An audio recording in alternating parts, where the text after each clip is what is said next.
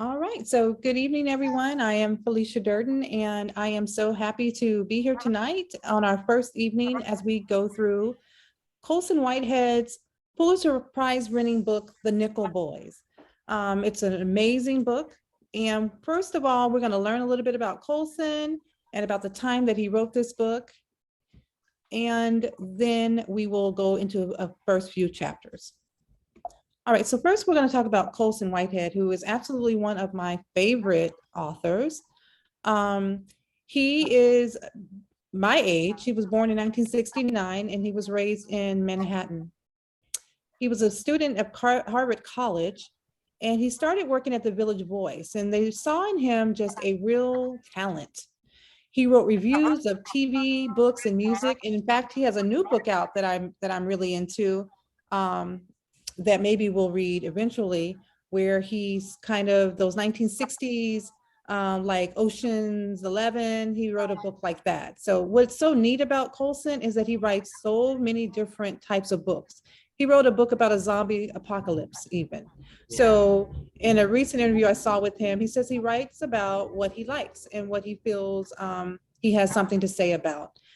And I think it speaks a lot to him as an artist and a writer, and that he's so prolific and he has so many interests.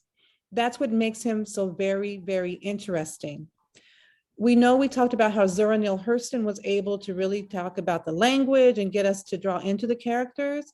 I see the same thing in Colson Whitehead, is that his characters, you really learn a lot about them by the way that he observes people and writes about them. And I have fallen in love with his characters in The Nickel Boys. So the genre would be, it's a child or a junior book, probably middle school grade, high school age genre that it falls into. But he writes about such deep issues and such an amazing way. This book won a Pulitzer Prize, which it was a back-to-back Pulitzer Prize, which we'll talk about in a little bit. So he has got a lot of honors from writing his first book in 1999, which was The Intuitionist. He's written 8 novels. His book, The Underground Railroad, got a lot of attention, and it was a Pulitzer Prize winner. He wrote that in 2017. And that actually is now a movie series on, I don't know if it's Netflix or Hulu, but one of those channels. He has The Underground Railroad. And then he wrote The Nickel Boys 2 years later and won a Pulitzer Prize. So he is only one of very few people who have won back-to-back, or not back-to-back, but who have won 2 Pulitzer Prizes in the same genre. So that's amazing. And he was also a MacArthur Genius Grant Award winner in 2002.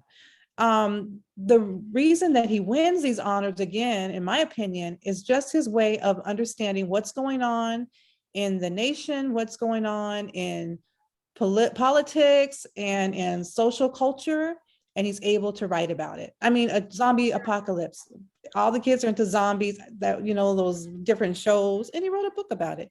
So that's what really makes me like him and respect him so much. So how do you win a Pulitzer Prize? Pulitzer Prizes are something that any author would love to have. And so I just wanted to talk about that, because this man has won 2 Pulitzer Prizes and he's not an old man. He's in his early 50s. So he won this one for The Nickel Boys in 2020. And John Faulkner, John Updike, and Booth Tarkington are the only 3 other writers he joins. There are others who have done it, but he joins these big names, because I was an English major. We always read Faulkner and Updike, who won this prestigious award twice. It's not easy to do, because usually the committee wants to move on to someone else, but he won 2 years in a row. And what the Pulitzer Prize encapsulates is a pulse of the culture that's going on in America and the consciousness at the very moment. And so his winning that is amazing. I have to show you my book. My book is very valuable. It is a signed first edition of the book. So it's worth a little bit of money, but I'm so excited for this book that I have. So let's show you his signature. So it is an amazing, amazing work, and I'm so happy that we're going to be reading it. There's some surprises in this book, and that's why I want to take our time going through it. But it is a reason it won and why they had to give this award to him 2 years in a row. It's just the amazing stories that he writes. All right. So he has two main characters in this book. Actually, there's also the man at the store, but Elwood Curtis is the amazing young man who we focus on in this book. Elwood was raised by his grandmother, who loved Dr. Martin Luther King Jr. And she gave him Martin Luther King Jr. speeches as a gift. And what he represented was that he was willing to stand up for what was right no matter what, at all times. He just had that in him. And I think it came from listening to Dr. King and encapsulating his vision. He had a friend named Jack Turner, who he met, and he was equally as brave as Elwood. He also stood up for what was right. And I think that social consciousness and not just letting things go by and not standing up was a huge thing that we saw in this book, is that Colson Whitehead was showing us how important it is that we stand for something or fall for anything. These characters are very strong for being such young people. They're above their age with their wisdom and their strength. All right. Whoop. So let's let Colson tell us himself about his book. This is a very short clip. Let me stop sharing and then we'll share this video clip, hopefully. Yep, it's right here. I'm getting so much better at this. Howdy, I'm Colson Whitehead, and my new book is The Nickel Boys. Writing a book about slavery and then a book about the incarceration system. I'm amazed and new at our capacity to be cruel to each other, and also the capacity to survive and find a way to exist. I didn't base Elwood and Turner on anybody I knew. I think Elwood, of course, in some ways represents our capacity for hope, and Turner, brutal pragmatism. So in some ways, you know, they represent that struggle in all of us. All of us have this place where we bought this book or that book, books that became important to us over the years. And definitely I have remained stuck on my favorite bookstores for everything they've brought to me over the years. All right, so that is that. Just a real short clip. I wanted you to once again. Today, want you to see what he looks like and hear his voice before we get into more with his writing. Hold on 1 second, and we'll get back to our PowerPoint. Hopefully.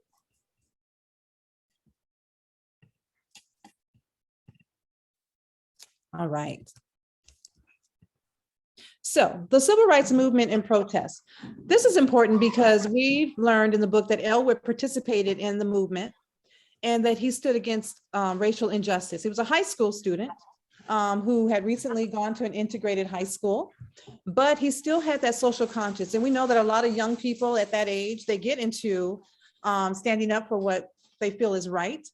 And so it's important that we remember that that was going on during the time that this book was written. He said in his own words, he's going to talk about the incarceration system. But police brutality is also another thing that we can think about when reading this book, and specifically in relation to the school that they go to, Nickel School, which we'll be getting into. So let's go ahead and let's dig in to chapters 1 through 5. Chapters 1 and 2, we see into the character of Elwood. He's working at Mr. McCroney's store, who was a really good figure for him. He really is a role model for Elwood. And he sets up this store. He's not a Black man, but he sets up this store in a Black community neighborhood. And he wants to help the business. So Elwood stops 2 boys from shoplifting candy. And this shows his strong sense of dignity. Again, he had this instilled in him. But just from you guys, from what you've read from chapters 1 and 2, and this one's a little different because, as Carol was saying, it's not a hard read. It's kind of an easy read because it is a youth book. What stood out for you in any of these things? I'm just going to go from the first page of chapter 1. It said in the last paragraph, they didn't have a TV set, but Dr. King's speeches were such a vivid chronicle containing all that the Negro had been and all that he would be, that the record was almost as good as television, maybe even better, grander, like the towering screen at the Davis Drive-In, which he'd been to twice. And he lived in Florida, by the way. Elwood saw it all. Africans persecuted by the white sins of slavery, Negroes humiliated and kept low by segregation, and the luminous image to come when all those places closed to his race were opened. What stood out for you all in these first two chapters? That stood out to me just to see, he started the book talking about Dr. King because Dr. King is going to be an illuminating figure in this book through the characteristics of our characters. So anyone? I like chapter 2, page 20, no, page 19, where it says, Mr. Parker was not the only one who saw a worthy employee of Elwood.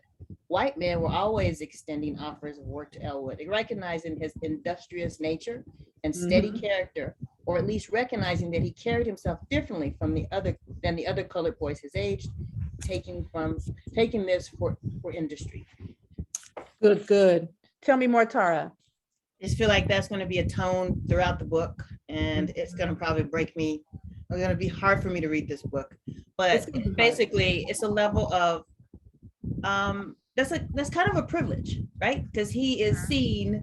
I don't know if it's his looks also that's adding to his, you know, I mean, what Colson was thinking, his look is something that's appealing as well, but it's setting a tone that he's accepted, societally accepted, but look at, there's still the level of injustice that broke him and it sent him to this disastrous place, right? But carried with him a different background, but he still sees the same atrocities, systematic racism, injustice as anyone else.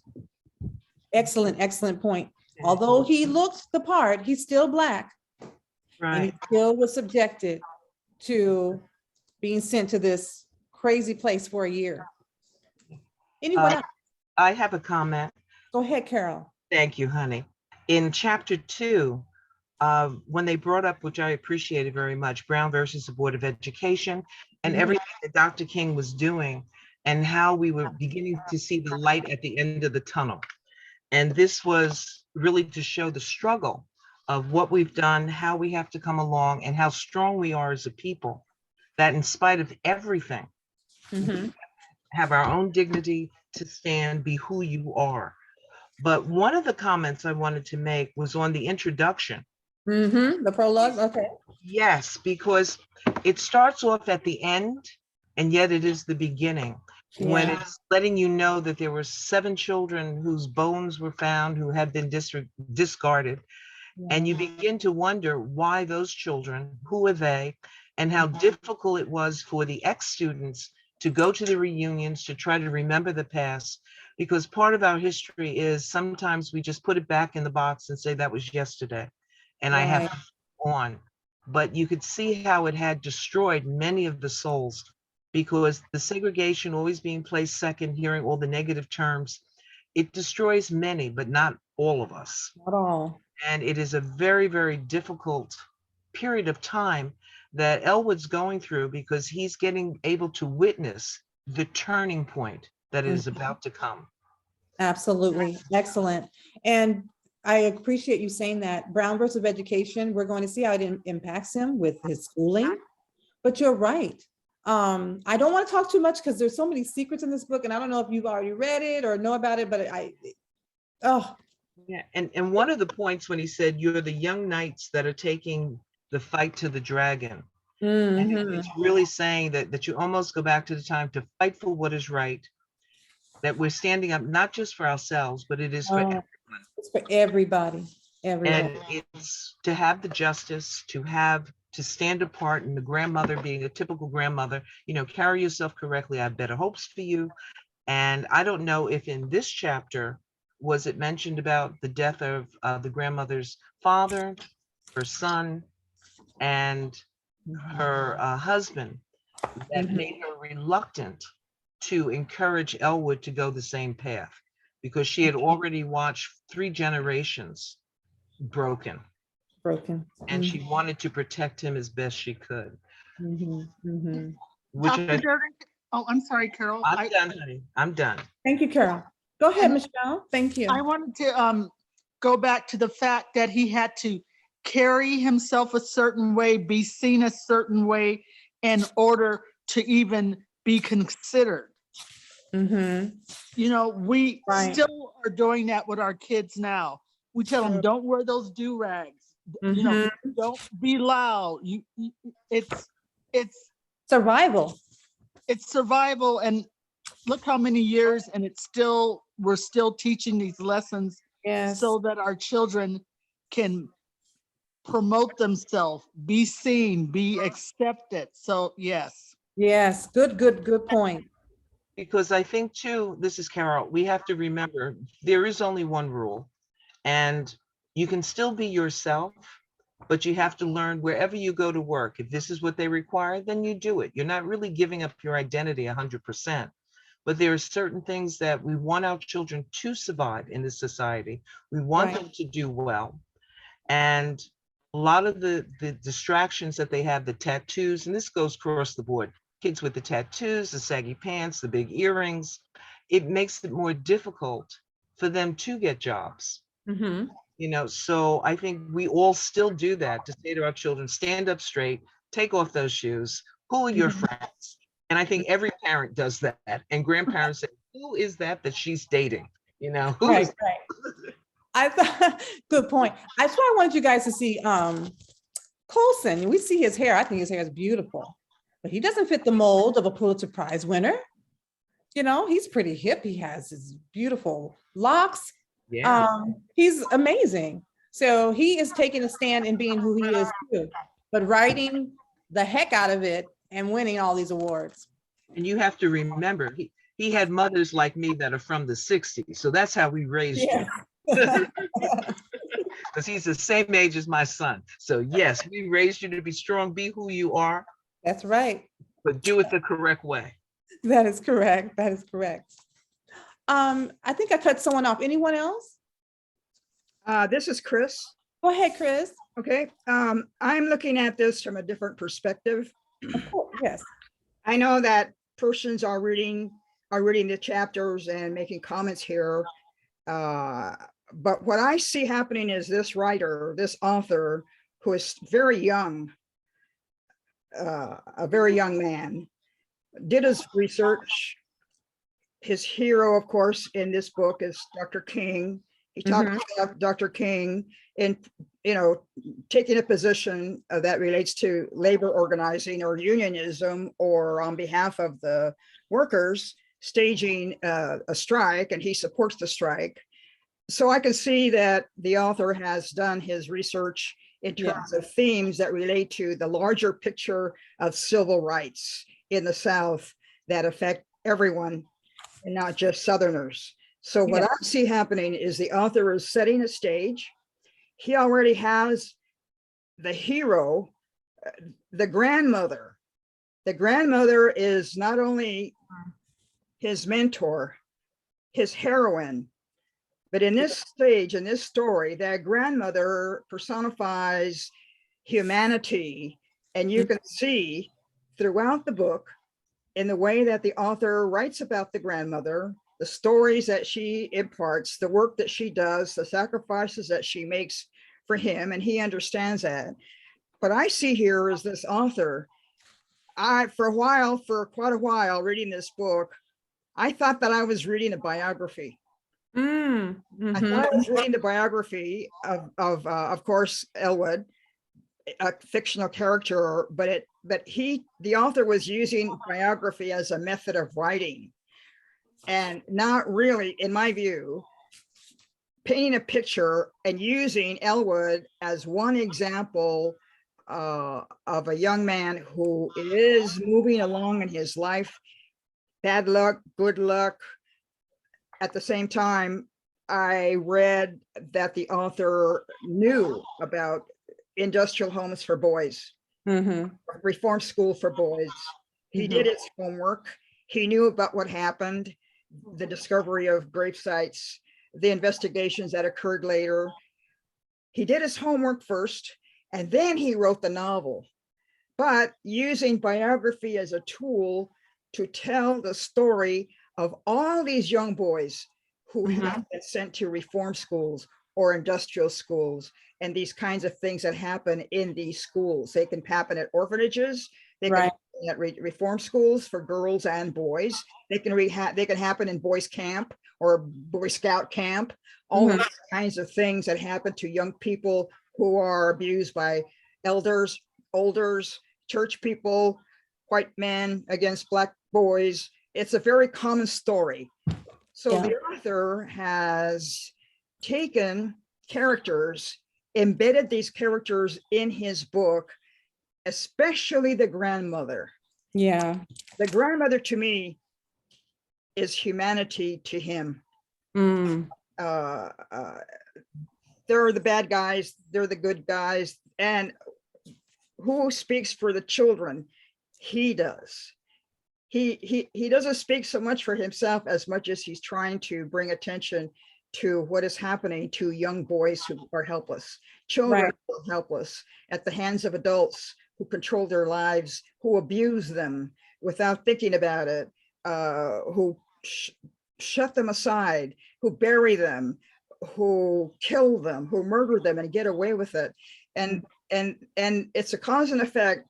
What is it that, and the author said it in the beginning, how humans have the capacity to withstand pain or injustice or perhaps horrors that Yeah. occur, and yet withstanding that kind of pain, at the same time being able to move away from it and do other kinds of things to bring this injustice forth. Mm-hmm. Mm-hmm. And he does that in this novel. Yes, he does a great job of it. Yes, so using biography, in my view, is a good tool. It's a good technique. Using He this does his research.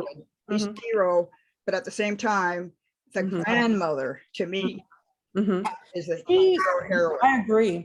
So many things you said I agree with. He definitely does his homework. That's why anytime you hear him, he talks about how he is extenuous in understanding what he's writing about and seeing it from different perspectives. He goes and does that. He's just a very, very good at that. Grandmother, the mother is a strong figure in the Black family, especially the grandma. We love our mamas, our big mamas, our grandma. And she did instill for him that humanity, that love. She was his everything. I think that she must be emulated by someone in his life.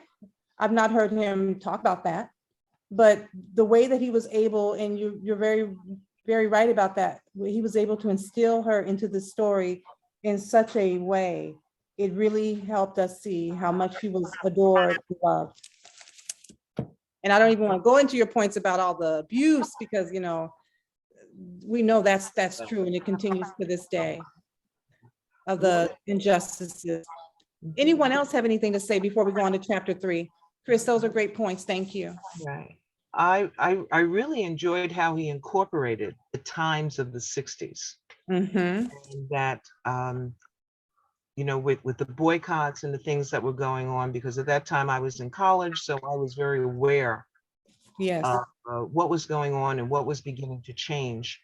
And even though I was in the North, most of the real issues and the fighting was going on in the South, and most of the atrocities were going on in the South.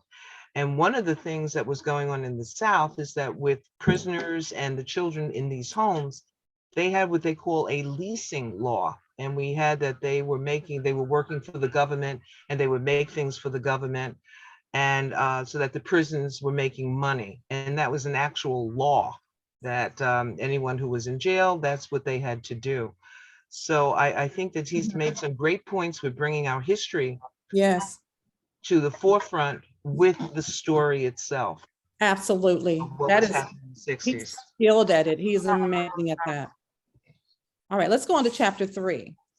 And I'll just have a little synopsis of that. So we know that the Brown versus Board of Education, he's going to this integrated school. His new teacher, he thinks, emulates Dr. King's sense of dignity. They're getting these used textbooks. I remember that. Tara, we went to school together.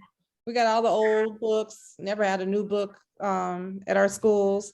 From the white schools, he was getting them. They had all type of racial slurs in them as they were giving them to them. I could definitely relate to that. But then he went to protest. And we talked about that earlier, that he had that instilled in him from his grandmother, I think, even though she forbade it, he wanted to participate, but she was the one who had to listen to Dr. King. Dr. King protested. He protested in a civilized way. I don't even know how I use that word, but in a peaceful manner, nonviolent way. But he protested. He stood up, right? And so that was being instilled in this young man. And Native Son, that's one of my books I like, that we talked about. But we know the story. You guys read it. He hitched that ride with that man who had stole that car, and they got pulled over by the police. It was bad timing, bad state of what happened to this young man. What stood out to you guys in this important chapter? I mean, freedom riders they talk about, that reminds me of Carol. He was so good at writing about what was happening at that time. What else did you guys see in this chapter that you'd like to bring up that we can discuss? Having been a teacher, the fact that Mr. Hill immediately looked at the books and said, let's cross everything out. Let's get this out of the way, eliminate the negativeness. And it just shows the viciousness going on at the time for people to put those kinds of comments in the book, and for the other school to know it's in the books. Constant disrespect. Right. And I admired Elwood because, again, going in for a protest, we know we will be killed. You will be picked up, and you're putting your life on the line to just go to the movies, go to the amusement park, be able to walk down the street and not be afraid, and so he really brought the point again back to the civil rights movement, the kinds of things that were going on, and that everyone has to take a stand, and everyone can't take the same stand. Some stand on the sideline and say, I wish I could, but I can't. And I understood the grandmother's reluctance because, again, she lost 3 people already. Right. And the boy. Right. But again, it was instilled in him that that's just who I am, and I'm going to do it. And I was very proud of him. He was young. And it was scary. I was 17 and 18, and it scared me what the Freedom Riders were doing and all the things. And I said, wow, I'm just very proud to be a part of that legacy, to stand up against all that anger, all the hatred, and still fight the fight. And that's what I saw with Elwood. I agree. On page 35, I just always get chills when how he calmed down. He calmed, it's in that second paragraph. He calmed once he joined the human chain and mouthed the words with the others. Equal treatment under the law. Can I say something, Dr. Durden? I can't Yes, you find go the ahead. words again, but when Carol said something, it just resonated with me. Go I ahead. remember in 1986 when then Governor Evan Meekum rescinded the King holiday, and we marched downtown. And my husband and I, my mom and dad, and he had my son on his shoulder because he was a little guy. And we were looking up, and you could see some of the Black employees who worked for the state at the time. You could tell they wanted to be out there with us. And like you said, not everyone can protest the same way, but you could tell they were there with us in spirit. But because of their fear for their job, they couldn't be a part of that march. So, and Carol, I was not a young 17 or 18-year-old. I was a little bit older when we were marching, but there were so many people that were upset that we were marching. And so you have to do what you physically, financially, and like you said, you have to make a decision, because once you step out, there are going to be consequences. Right. Yes. Thank you. That is the point. Go ahead, Carol. One of the most moving points, I share this with my students, was when Dr. King did the Miss March. And I say to the students, there were 250 people that were trying to get the right to vote, a right that they were entitled to. They were beaten and they fell back. I said, and Mr. Lewis made a phone call. He called a friend, and that friend showed up with 25 25,000 people or 2,000 people. I think 2,500 people showed up for the march. They Mm, took some of the abuse, but we got the right to vote. mhm, And it just shows that you may mhm. take that one little step, but you give the courage to others to stand That's right. That's right. and do the right thing. And it's really the hardest thing by yourself to fight the injustice. And it's an interesting dynamic of America because it's like they always have to have someone to hate. And um, who knew the new hate on the block?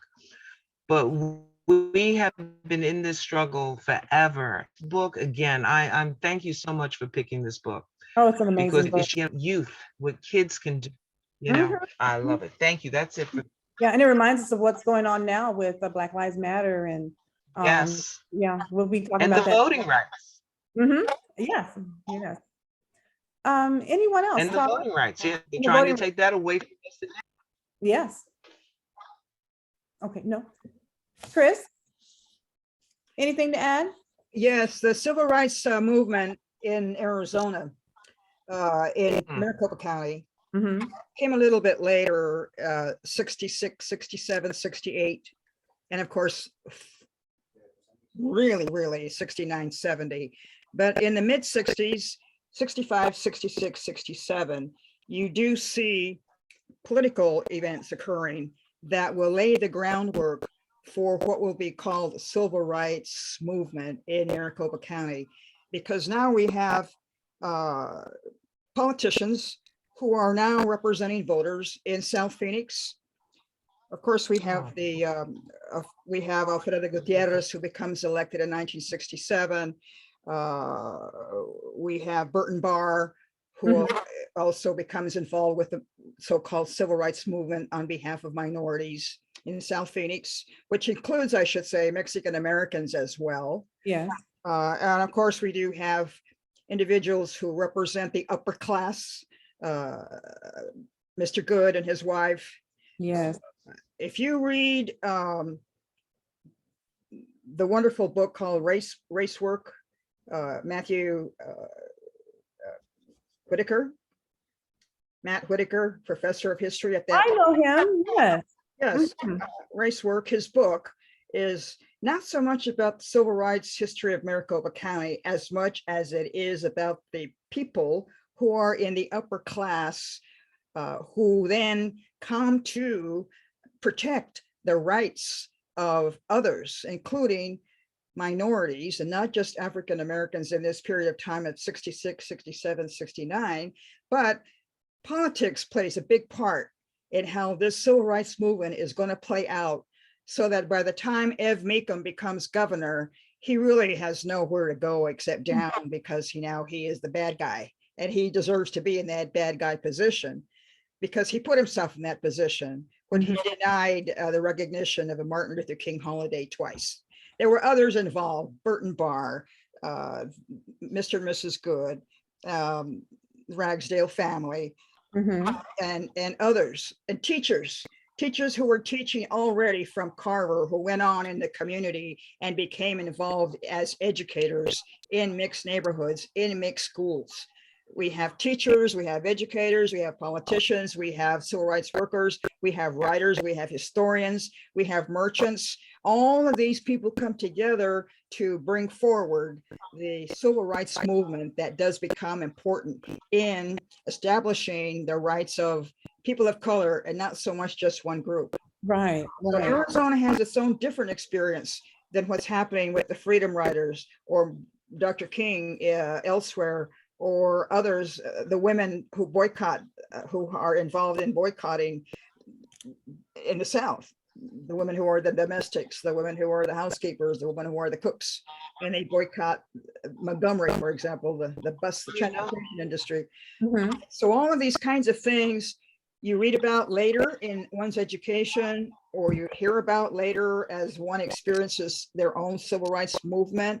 But I think for this author, for this young man who is such a good writer and a thinker and so articulate in his work, and how he brings together movements civil rights movement, voting rights movement, women's movement. I mean, he brings all of these things together in this story using Elwood Curtis and the grandmother. And of course, his friend Turner later. So we do see that theme of education come forth early in the life of Elwood Curtis, but he never is able to become the educator that he wishes to become for whatever happens to him. I find it interesting, however, that we don't always see the mother or the grandmother in this story interacting so much as she was early in the novel. She does see Curtis later as he now becomes elevated. He's an explorer now. He explains how these young boys can move up and withstand the beatings and behave and become model students. And they then begin as, let's say, for example, little guy, and they bring up middle guy, and they bring up the big guy. They move up, in other words, they rise in their level of status. But when she comes to see Curtis, I mean, Mr. Elwood here, it isn't until he thinks he's going to escape. He thinks he's going to be free from this abuse, or he envisions it, or he thinks about it. He doesn't do it, but he's getting ready. But I don't think he's ready yet when he sees his grandmother, who looks so different to him. She's elderly now. She's been ill. She isn't as strong as he remembered her. He hadn't seen her in a while. She hadn't seen him. She was as shocked to see how he looked as he was as shocked to see how she looked to him. So we don't see her all the time in this story in descriptions of how we feel her. Yeah, until later. But we see her in. They kind of say goodbye to each other at this point when she comes to see him at school. Yeah. Good point. We don't see her physically throughout the book, but I think we see her in his character, in his strength. I think that he learns so much from her. We do. That she's there. Yes. And excellent point. You must read The Underground Railroad if you like his writing so far. Just wait till you see how he writes about slavery, never having experienced it. He is so gifted and so talented. He is amazing. I am his biggest fan. Dr. Durden, maybe that could be January, February book. I believe it's going to come up. I think it's going to have to. So we get to chapter 4. We're not going to get too far in here, and you guys have to read it before we meet the next time, because there are some things at the end of the book, and I don't want to give it away to anyone. I know some of you have no idea. Some of us have read further ahead. Tara doesn't have any idea, so we do not want to spoil this for her. She doesn't want to spoil her. Please don't spoil it. Don't spoil it. Read it. Don't spoil it. I'm gonna let her read it. So, in chapter 4, Elwood's sentenced to Nickel Academy. Okay, for that car situation we talked about. Right. And that's that system. And he's in this raggedy, torn up building. But he falls into line. Tries to do his best not to attract much attention. You know, he's a good boy. He was good in that store, and white folks liked him and said he was doing okay. Chapter 4, this is when we start to take a turn. Tara, I think you got up to chapter 4.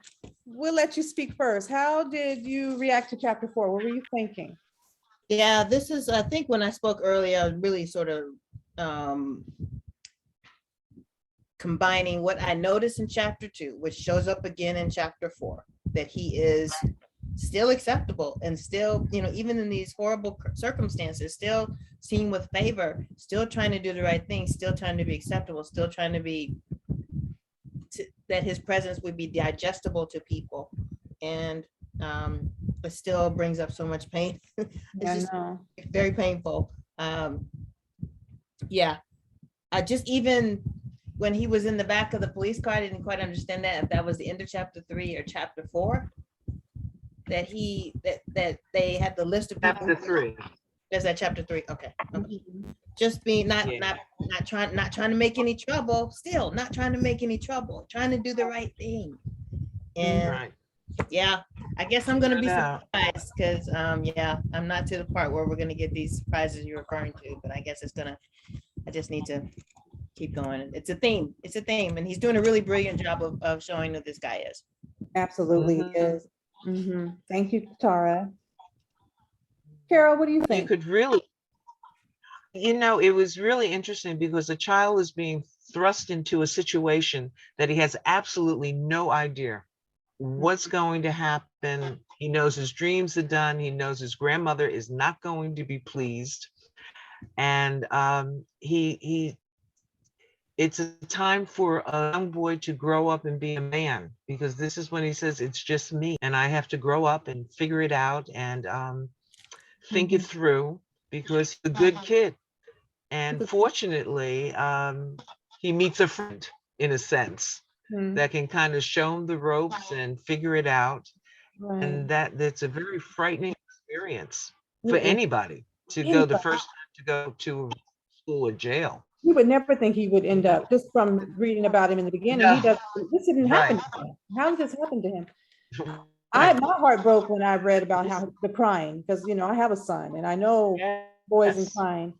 On page 54, Elwood had never been much of a crier, but he'd taken it up since the arrest.